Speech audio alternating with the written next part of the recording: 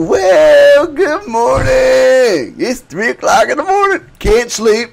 I know you guys want me to get these up. Unfortunately, I can only get these up as soon as New York State tells me I can get these up. So until then, I'm just going to drink some coffee. Alrighty, kids. Well, how'd you do? For those of you who haven't taken it and you're just preparing for the next Regents, good luck. This is going to be a rather long video, only because I'm going to try to show you all the different ways in how to do the problems, how to do them correctly, how to do them algebraically, mathematically correctly, and then a few tricks and cheats. I call them cheats, but how to use the calculator to really enforce and make sure you know how to do these problems. But if you're here just to get the answers, you're at the wrong place. I know you've heard me say that before, because I don't like when you just come here and watch the trained monkey perform, because I don't want to perform for you. I want you to try the problems on your own, then come here, and then work them out with me. Okay? So if you haven't tried them on your own, you better do it, because it doesn't help. Now, for those of you that just took this exam, which is quite a few of you, this wasn't bad. This really wasn't a bad exam, although some of you, I know, you can't stand it, but it wasn't a bad one. So if you're reviewing for this problem, this is a really fair test. I think it was a very fair test. By the way, my name is Mr. Krause, but for the next hour or two or however long you're going to hang out with me, you can call me Mr. Key. This is going to be part 1, problems 1 through 12. And hopefully I'll have links to the other problems if I remember to ever put them in there, but we'll see. All right, let's see how we get. I got to get my calculator up. That's kind of silly. I don't have that up. So we'll get that sucker up, and I can get rid of this. All right, let's go. Problem 1. And they're a little bit funky because I copied them on a copier. Haven't gotten the official ones from New York State yet, but we will get those soon. Whoa, what the hell just happened? All right, here we go. Man. So let's do this algebraically, just because sometimes you have to do these the right way. And then we're going to try to look at it graphically. So really all I got to do is solve this one for y by moving the 3 over. So y is equal to x minus 3. So what I'm going to do now is take this sucker and I'm going to put it in here for y. So get rid of that pen. Control Z.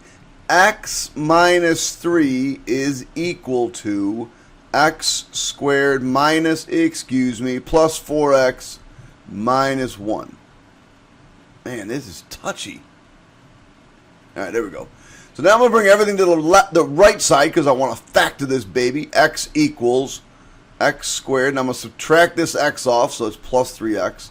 And I'm going to add this 3 over, so I get plus 2. So factoring is not bad. X plus 1, x plus 2. So my two x answers are x equals negative 1 and x equals negative 2. So how many of those do I have? So I know it's not these two. So it's got to be either 2 or 4. But now I got to take these and plug them in. So I'll plug negative 1 in. Y equals negative 1 minus 3. So that's negative 4. That appears to be the right answer, and it is. If I plug in negative 2, I get negative 5, so that doesn't make any sense. Now, that's the algebraic way of doing it. Quite frankly, if this is the day of the Regents and you don't have your coffee, dude, it's 3 o'clock in the morning. I'm going to be drinking coffee. You better suck it up. I'm making millions from Dunkin' Donuts. Oh, if only Dunkin' Donuts knew how popular I was on the math circuit with young kids taking algebra Regents exams, they'd pay me.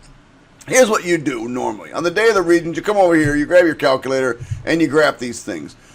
X minus 3. Now, if you want, you don't even have to solve for y. You can just hit backspace, hit relation, and do y plus 3 equals, I don't remember, man, x. Boom, there it is. You know, I guess that would have been easy to solve for x. Solve for y. And the other one is y equals x squared. Come on, x squared. Plus 4x. This is how bad my brain is this morning. I can't even remember like 3 things. There it is.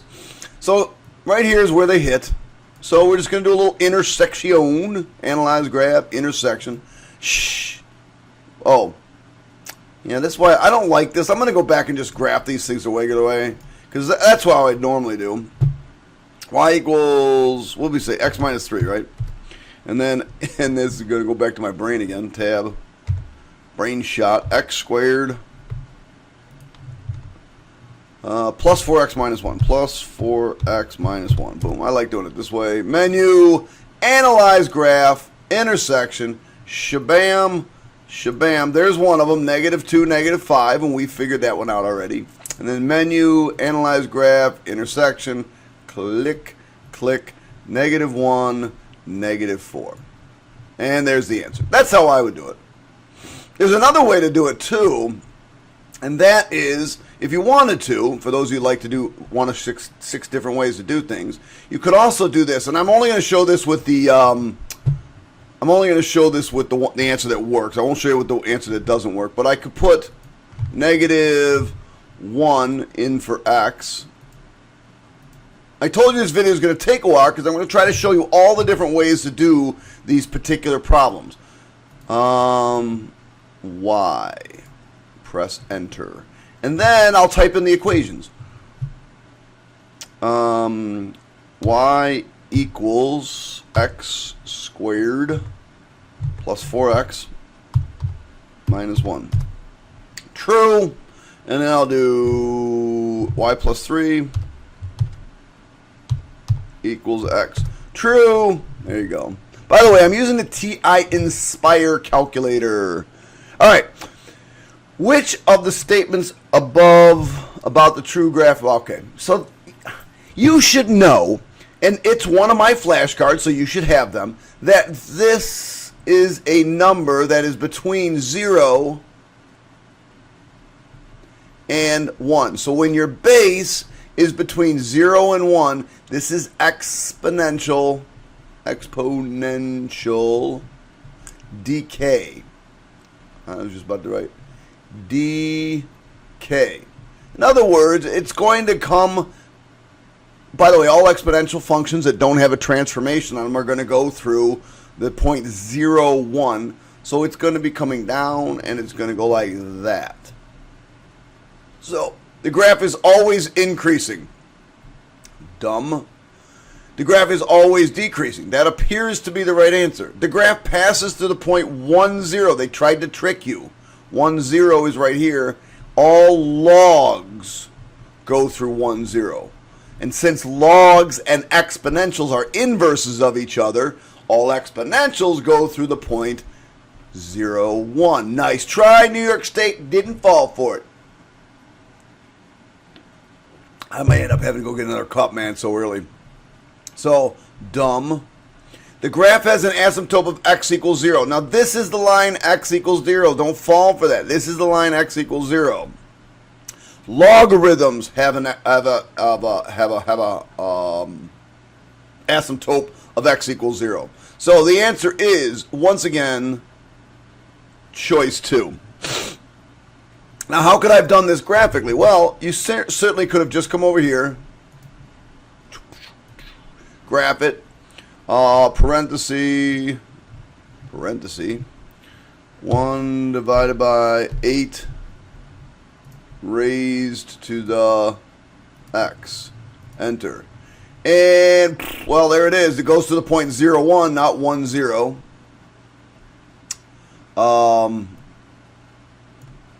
The other thing is I could graph. It's always decreasing. You just look at it and see that it's always decreasing. Although it does look like it flattens off, but it doesn't. It's always going down very small amounts. Yeah, my guess is just looking at it that way. Anyway, that's it. All right, let's do one more, and then I'll take a little break. Just kidding. Solve for all values x which represent a difference. All right, let's just check this thing out. Wow.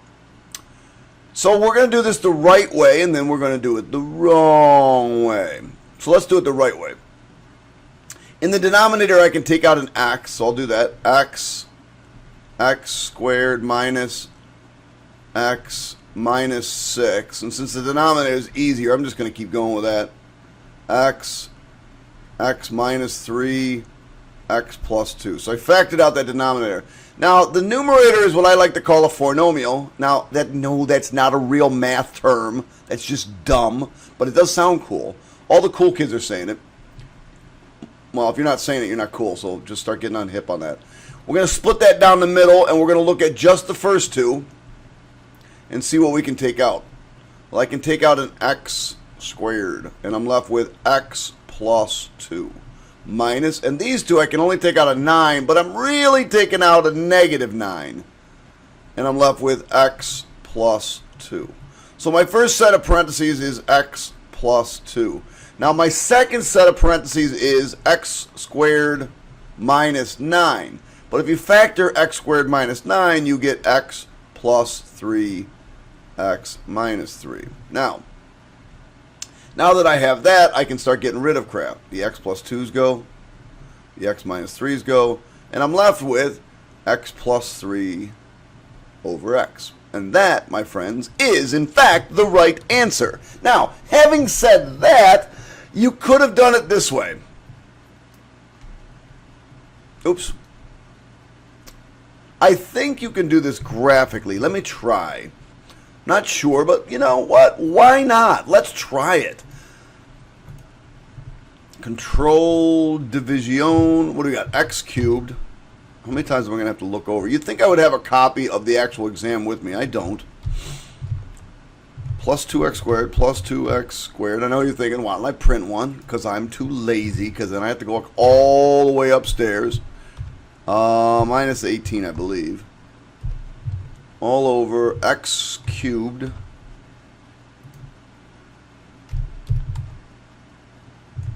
minus x squared.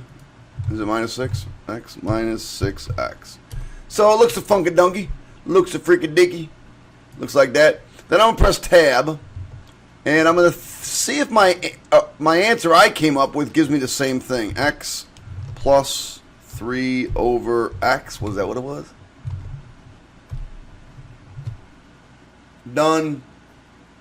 There she is. There's the winner. Winner, winner, chicken dinner. All right, that's one way to do it. Wait, let me see if I can do this. Escape, tab. Let's do this. I'm going to try something. I don't know if this is going to work. I'm hoping it does.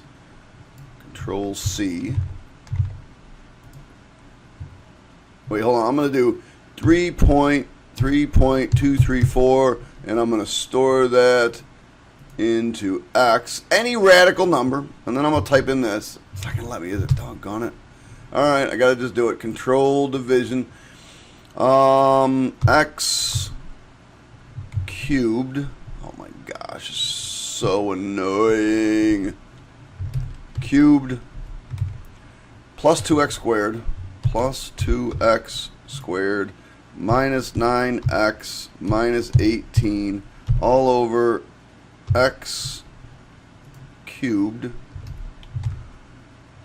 minus x squared minus 6x. So I get that answer, and then I do control division, and I do x plus 3 over x, and I do that one, and I notice they're the same. I just gave you 3 ways to do that problem. 3 ways. The 2 are using the calculator. Now, if New York State's smart, and I hope they do get smart, and I know my kids hate when I say this, but there should be a non-calculator part of the Algebra 2 test and a calculator part 2 of the test. Test me what I want on the non-calculator stuff, all the algebra skills I need to know, and then all the stuff that I can use my calculator for, I should be able to use my calculator for. I don't know why they don't. Well, I'm back. I know, you didn't even know I was gone. But I'm back. All right, so here we go. What the heck we got here? A scatter plot showing. Now, so if I look at this thing, man, they all look like exponential growth. Tough problem.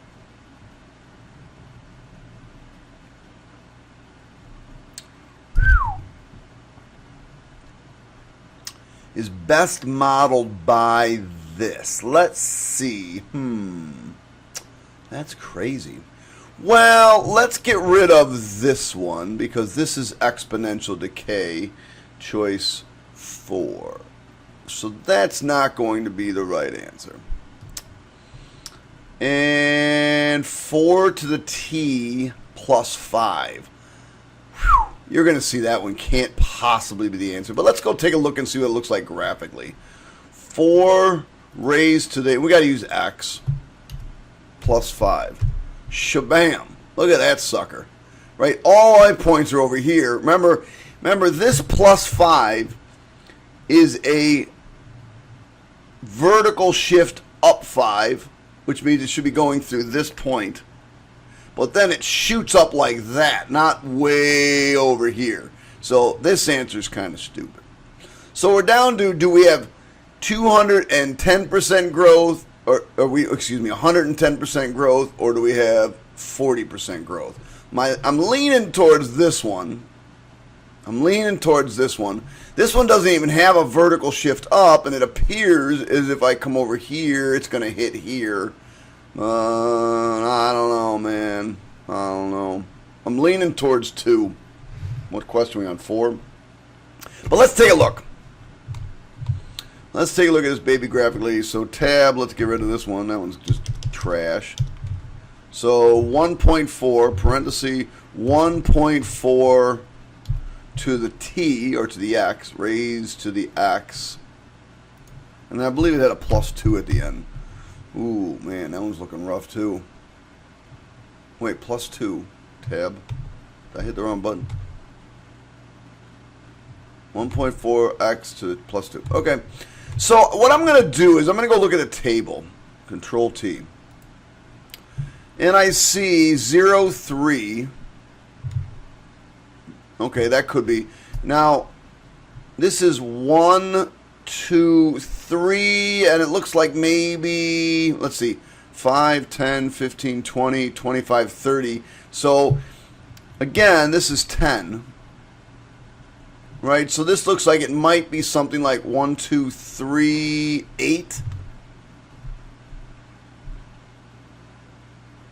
3, 5. All right. It's close. How about this one? This one looks like 4, also 8. Not quite. And then I got a couple down here. So maybe what I'm doing is maybe I'm missing it. So this one I got to take maybe the average. So this again is another 5, 8. We're getting closer. And then 6, 7, maybe 10. Okay, that looks pretty good. And then this is 8. Wait, 1, 2, 3, 4, 5, 6, 7, 8. 8 looks like it might be around 15. There it is. 9 looks like it might be around 20. There it is. All right, so this looks like a pretty good one. Remember, it's never going to be exact right now because these are just points, right? And this is a regression model to represent this. So it's not going to be exact. So I'm thinking it's that one, but let's just tab.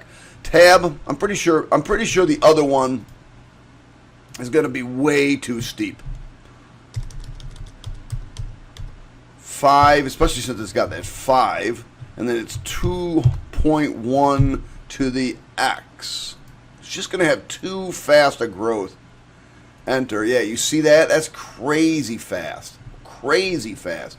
So if I go over to the table, 10.5, not really, no, not even close. And then 346, not even close. So we know, this is the big winner, choice 2. All right, so let's do this the right way, and then we'll do it the wrong way. The right way says we're going to double distribute this. X plus 3i times x plus 3i. Now, I gotta forewarn you, kid, that negative is bad. Really bad. You're going to have to remember to distribute it later. Just be on the lookout for negatives between parentheses. When we put a negative between parentheses, we're saying to you, are you smarter than a math teacher? No. Because most of you are. But are you smart enough to figure out how to do that problem? So we're going to double distribute this. X squared. So this is plus 3xi and plus 3xi. So that's plus 6xi. And the other thing you're going to end up having to do is I squared. And hopefully I know you should know that I squared is equal to -1. So 3i times 3i is plus 9i squared. And I'm going to highlight that I squared because I'm going to come back to it because that is -1. But we'll do it later. Minus, keep this one in parentheses because that whole thing needs to be negated. I don't know what I'm saying. So 4x squared minus 3xi, minus 6xi, and minus 6xi is minus 12xi. And then minus 3i times minus 3i is plus 9i squared. Now, I'm just going to deal with the I squareds right now. So x squared plus 6xi minus 9. Because remember, this is just -1. Minus, not going to deal with that minus yet because it's bad. 4x, oh, this should be 4x squared. 4x squared. Minus 12xi minus 9. Now I'm going to deal with the negative. So x squared plus 6xi minus 9 minus 4x squared plus 12xi plus 9. So the 9's go. And I end up with x squared minus 4x squared, which is minus 3x squared. Kind of should have known that, I guess. And then minus or plus 18xi. So that appears to be the winner. That appears to be the winner. All right, so let me show you how to do this on your calculator if you have a nice calculator. Again, I'm using the TI Inspire CAS. No, not CAS. TI Inspire, what am I using? I'll find it later. TI Inspire CX. So here's how you go about doing this. You just take any number, 3.123. Always pick an obnoxious number because you don't want to pick a number that might cause problems. So the calculator is doing all the work anyway. So parenthesis, x plus 3i, x plus 3, come down here and use the imaginary I squared minus parenthesis, 2x minus 3i, 2x minus 3, I hope I find I, squared. And you're going to get some stupid number. There it is. There's our stupid number. But then let's type our answer in. Our answer was negative 3x squared, negative 3x squared, plus 18x. Now, this is going to be a problem. You probably should need to put x times I. A lot of times when you put variables next to each other, you have to do that. There we go. How do you think? What do you think, kids? Oh, my God. It's not bad. All right, kids, because this is a learning experience, I am going to show you the algebraic way of doing this and then the mathematical way of doing this. Although I don't know if I can do the algebraic with sine x. I'm not going to bother with that one with you, but I will do it with the other ones. The algebraic way to test for even functions is to test to see if f of negative x is equal to f of x. Now, just for fun, if you were doing odd, you would test f of negative x is equal to negative f of x. But we don't need to worry about that one because we're testing for even. So if I test choice 2, f of negative x equals negative x squared minus 4, I get x squared minus 4. That appears to be the answer. Let's check this one. 3. F of negative x equals negative x minus 2 plus 5. Well, I can't do anything to that to clean it up. I can't change anything to clean it up. So that I can't do. Let's try this one. F of negative x equals negative x to the 4th plus 3 times negative x cubed plus 4. Well, not sure if you can see that behind my big old head. This is really positive x to the fourth, because anytime you have an even number of negatives, it's positive. But here, because I have an odd number of negatives, that's really negative. So it turns out to be negative 3x cubed plus 4, not the same. And the sine one, f of negative x, is equal to sine of negative x. Well, I can't do anything with that. So the one that didn't change algebraically is choice 2, and that is in fact the winner. But the easiest way to handle this one is graphically, and I'll show you a couple of these. So if I just did sine x, now graphically, if it is an even function, it is symmetric with respect to the y-axis. In other words, if you draw a mirror along the y-axis, the left side and the right side are going to be the same. So that would be an even function. If I put a mirror along the y-axis, I don't get this function. Now, an odd function says if you take the thing and rotate it 360 degrees, or excuse me, 180 degrees, it lands back on itself. Or you can say that it is symmetric with respect to the origin. In other words, if I reflect this point right here into the origin, I get this point here. Sine x is actually an odd function. It's not an even function. So press tab, get rid of that crap. And let's do the one that's the right answer, x squared minus 4. And you will see that that is in fact symmetric with respect to the y-axis. Therefore, it's an even function. If I did one of the others, just to show you real quick, I'm only going to do the next one, and then I'm going to be off this, because it's a pretty easy topic. X minus 2, and then plus 5. And that, I mean, you can't see it, but that is not symmetric with respect to the y-axis. So there we go. There's the answer. Choice 7, number 7.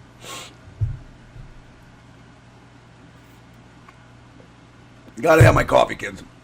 The function n of t equals 100 blah, blah, blah, blah, blah.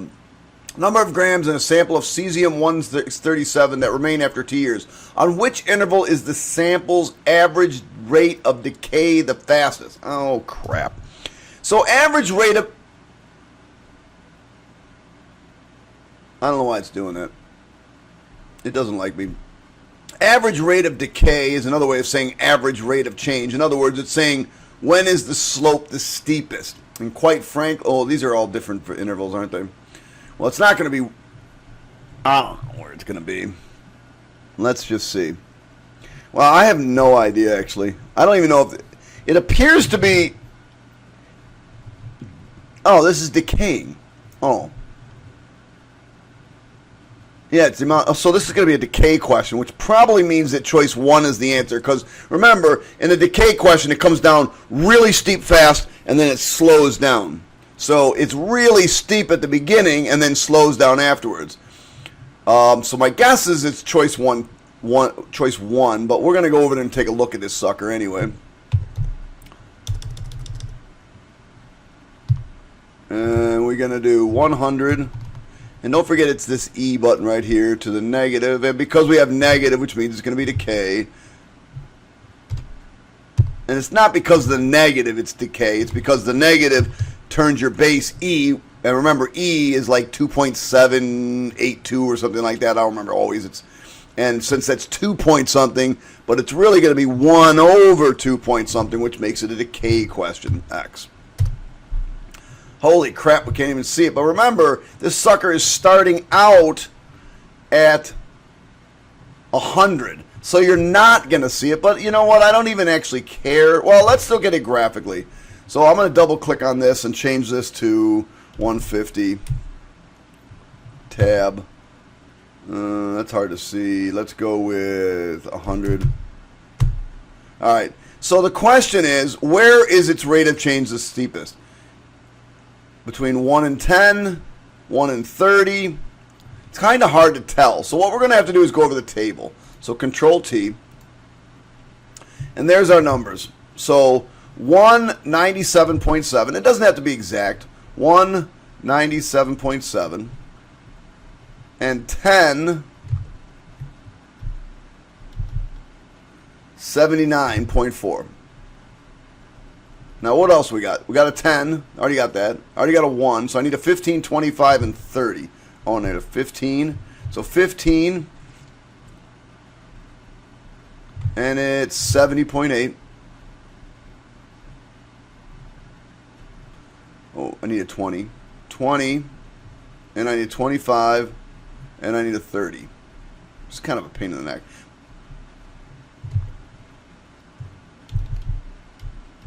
20 is 63.1. 25 is 56.2. 56.3 actually. And 50.2.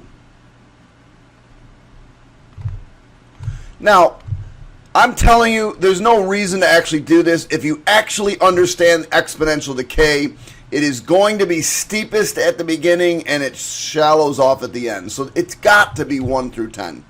I'm certain that's the right answer. But we're going to find out mathematically anyway. So what we're going to do is average rate of change.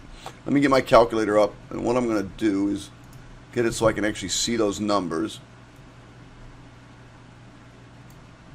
All right, I'm going to go into calculator mode. And remember, the y's go on top and the x's go on bottom. So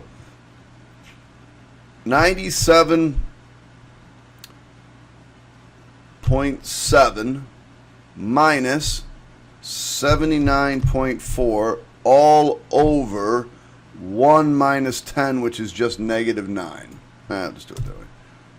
1 minus 10. All right, there's that one. And then the next one of them was 1 to 30, so I'm going to do 1 to 30. Backspace 30. And then I got to change this one. 30 was 50.2. Okay, so negative 2 is bigger than that. And then the other one was 15 to 25, so that was all new. 15 was 70.8 minus, was it 25? 25. So 56.3 all over 15 minus 25. Negative 1.45. So negative 2 still the big winner, obviously. And then what are we going? 1 to I already did 1 to 30. Let's do 10 to 20. So 10 would be 79.4 minus 63.1 all over 10 minus 20. All right, so clearly negative 2 is the big winner. And you should know that with exponential decay, it decays the fastest at the beginning. With exponential growth, it's slow at the beginning but steep later on. All right, there we go. Which expression can be written as this? All right, so what the hell are these things? Really? Jerks. Actually, it's not that bad. Probably one of those is the right answer. All right, so this one here, if you double distribute x plus 3 squared, you get x squared plus 6x plus 9 minus 16. So that turns into x squared plus 6x minus 7.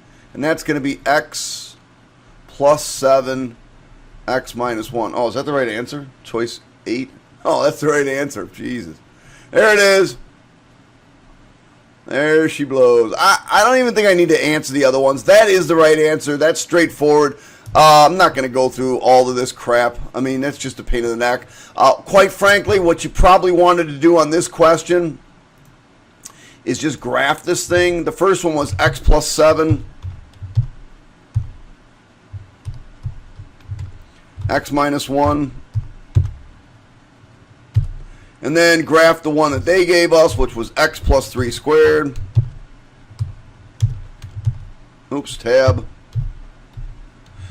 X plus 3 squared. And then was it plus 9, minus 16. I wasn't even close. And watch the blue one because the red one's going to graph right over it. There you go. Winner, winner. You're the dinner. All right, so, holy crap. Again, I personally, right now, would do this graphically. But, and I'm going to show you how to do this graphically. I'm going to show you 3 ways to do this problem. I'm going to show you the right way, and then a couple of ways you can use your calculator. Let's do it the right way first. The right way says, and this is what I always tell my kids, put parentheses around anything that's added and subtracted and get rid of minuses that are between fractions by moving it up there. It should be pretty obvious that your common denominator is x plus 3.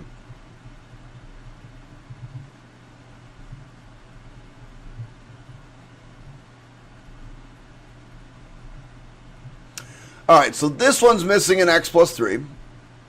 So we'll add that in. That's 2x plus 6. This one's missing just an x. So this is minus 3x squared. And this one's also just missing an x squared. So now that I've done that, I don't need the denominators anymore. We'll get rid of them. So I get 2x plus 6 minus 3x squared equals x squared. Since this is negative and it's the big thing, everything's got to go to the right side. Because you never want to factor with your x squared negative. Never, never, never, never, never. So I'm going to add this over, so I get 4x squared. Right? I'm going to add 3x over here, 3x squared. And then it's going to be minus 2x when that comes over, and minus 6. There is a GCF, so I might as well take it out. 2x squared minus x minus 3. That makes our factoring slightly easier. I'll show you that. I'll show you a trick to that in a second as well.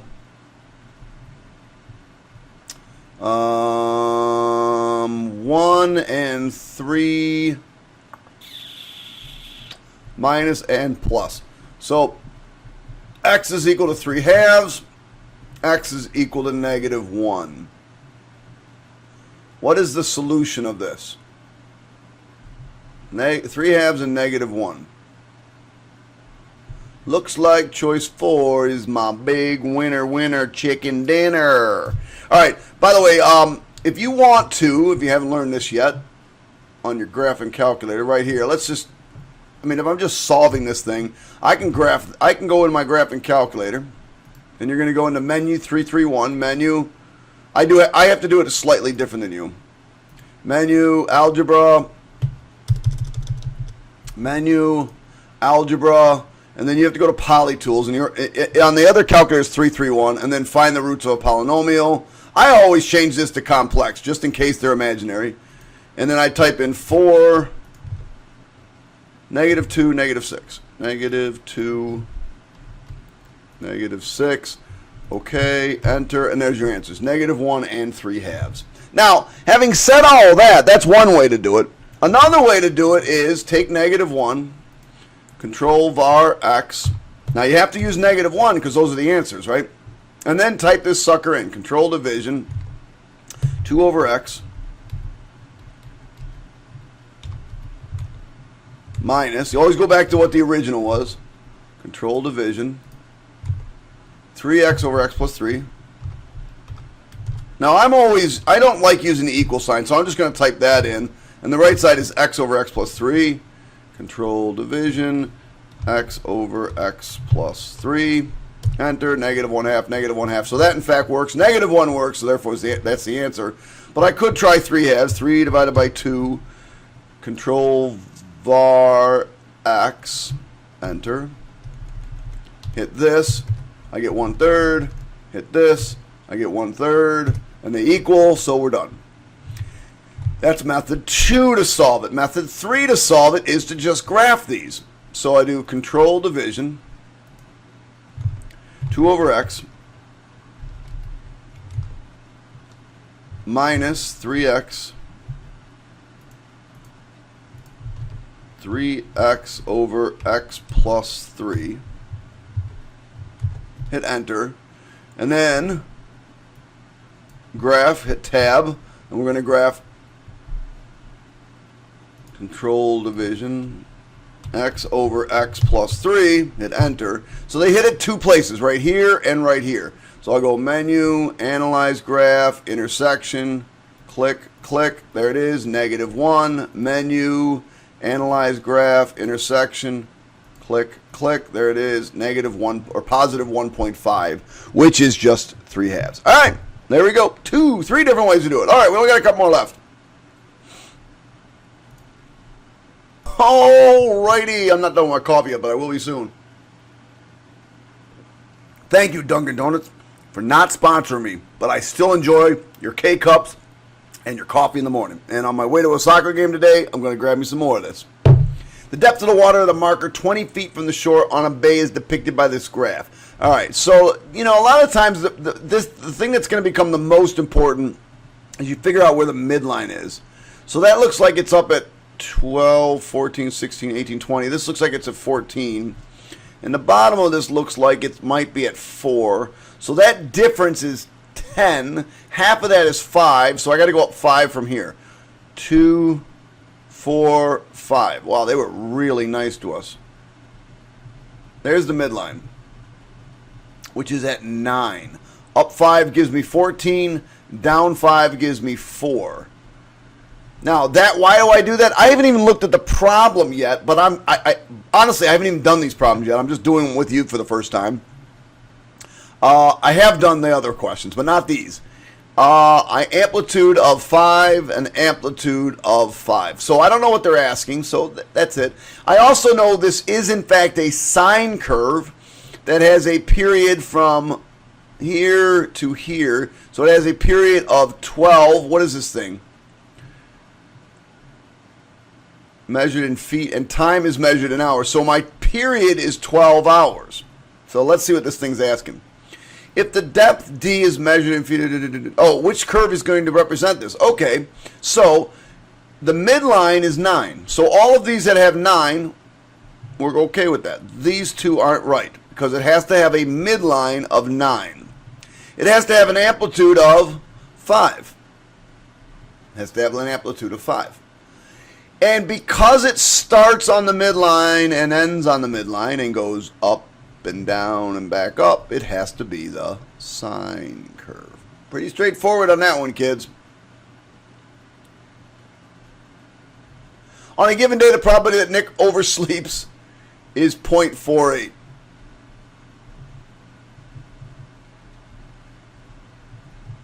And the probability of pop quiz, so the probability of a quiz, is 0.25. Assuming these two are independent, now, assuming they're independent, Shabamarinsky, what that means is we've got three things. That the probability of oversleeps is equal to the probability of oversleeps given quiz. Has to be true because they are independent. The probability of a quiz is equal to the probability of a quiz given oversleeps. Shabam, gotta be true. And the probability of pop quiz the probability of oversleeps and quiz is equal to the probability of oversleeps times the probability of quiz. As soon as they said this word, these three things are true. Gotta be true. Hopefully you know that. If you already took it, you should have known it. If you haven't taken it, you better learn it because this comes up every single test. What is the probability that he oversleeps and? So they want us to run this one. So in other words, we just have to multiply those two things together. See how easy the problem is if in fact you remember your stuff. 0.48 times 0.25. What the hell is going on here? 0.48 times 0.25. 0.16? Or 0.12, I mean? 0.12. 12%.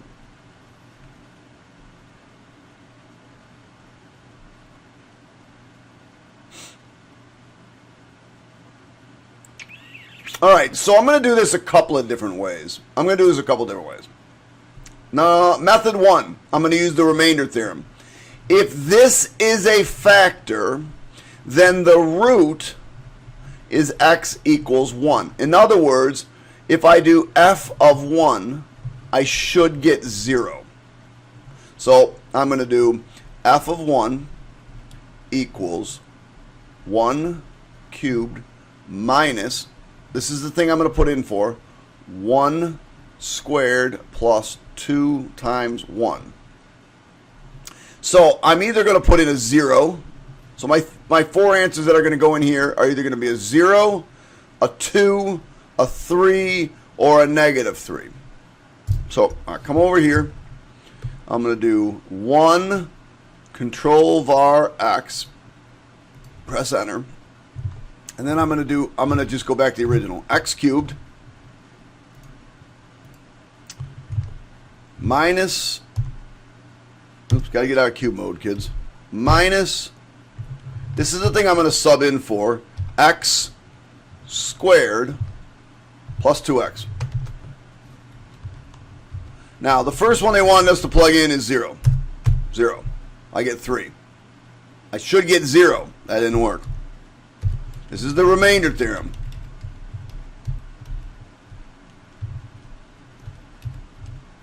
The second thing they want us to type in is 2.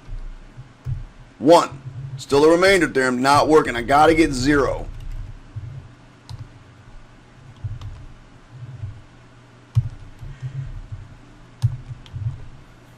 Three.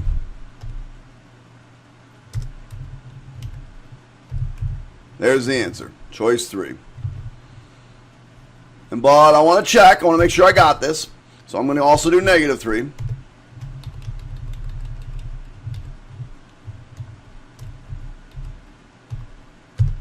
Six. Didn't work. All right, so that's method 1.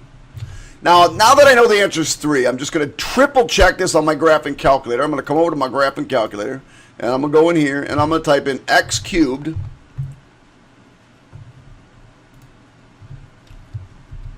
minus, parenthesis, negative 3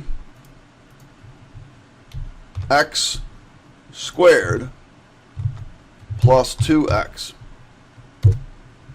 And you see how it goes through negative 1? So negative 1 is a root. There she blows, kids. There it is. Now, I'm going to also do it one more way for you. Because I know, since this is number 12, you guys want to end with a little bit of long division. So here's what we think the answer is. We're going to do x minus 1, and we're going to divide that into x cubed. Now this is, we're putting in this 3, so it's minus 3x squared. Oh. Excuse me. I just done screwed up. I shouldn't have put in negative 3. I should have put in positive 3. Enter. And I wanted a positive 1 as a root, not a negative 1. See how this is minus 1? That means my root is x equals positive 1. And see how it's positive 1 here? Sorry about that. That was a screw up. All right, plus 2x. Plus 0. Got to have plus 0 there because it's missing, right? You can't do long division with a missing term. So this is x squared. X squared minus x squared. We're going to change the sign, minus and plus, so we get negative 2x squared plus 2x. If I multiply this to this, I get minus 2x. So minus 2x plus 2x, this should be 2x squared. Change the sign, plus and minus, 0 plus 0, so that's it. All right, kids, that's the end of part 1, problems 1 through 12. How'd you do? Wasn't bad. Wasn't bad. All right, we're going to come back and do the next 12 questions in just a minute. Catch you on the flip side, homies.